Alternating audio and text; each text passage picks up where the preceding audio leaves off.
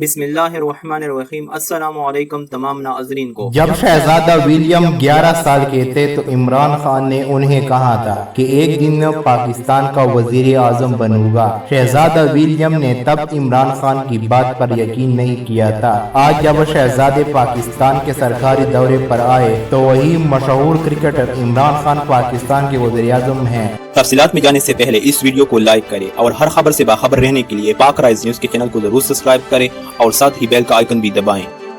برطانوی شاہی جوڑا پاکستان کے دانش روزہ دورے پر گزشتہ رات نور خان ایئر بیس جب پہنچا تو وہاں ان کا پرتپاک استقبال کیا گیا۔ برطانوی شاہی جوڑے نے وزیر اعظم عمران خان سے ملاقات کی۔ شہزادہ ولیم وزیر اعظم عمران خان کو اچھی طرح جانتے ہیں کیونکہ وہ ان کی سابق اہلیہ جمائمہ گولڈ سمتھ کے دوست ہیں اور وہ عمران خان کے ساتھ کرکٹ بھی کھیلتے رہے ہیں۔ چونکہ عمران خان کی سابق اہلیہ جمائمہ اور پرنس ولیم کی والدہ مرحوم لیڈی ڈینا بہترین دوستی تھی، اس وجہ سے شہزادہ ولیم کو بچپن میں کچھ وقت عمران خان کے ساتھ گزارا، جس کا ذکر انہوں نے اپنے دورہ پاکستان میں بھی کیا۔ اسی حوالے سے برطانوی میڈیا نے اپنی ایک رپورٹ میں بتایا ہے کہ شہزادہ ولیم کا دورہ پاکستان ان کی بچپن کی یادوں کو واپس لے آئے گا۔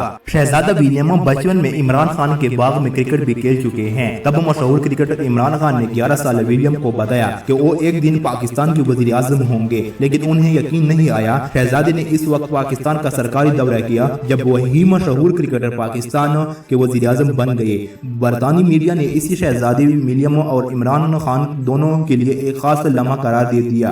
یاد رہے کہ برطانوی شاہی جوڑا گزشتہ رات نور خان ایئر بیس پہنچا جہاں ان کا پرتپاک استقبال کیا گیا۔ نور خان ایئر بیس پر وفاقی وزیر خارجہ شاہ محمود قریشی اور ان کی اہلیہ معزز مہمانوں کا خیر مقدم کر رہے ہیں۔ شاہی جوڑے کے لیے ایک ریڈ کارپیٹ بچھایا گیا جبکہ مہمانوں کو بچوں نے گلدستے بھی پیش کیے۔ برطانوی شاہی جوڑے نے رات برطانوی ہائی کمیشن میں قیام کیا۔ شاہی جوڑے نے اب سے کچھ دیر صدر مملکت ڈاکٹر عارف علی سے ملاقات کی، جس کے بعد شاہی جوڑا وزیر اعظم ہاؤس پہنچا جہاں شاہی جوڑے کی وزیر اعظم عمران خان سے ملاقات ہوئی۔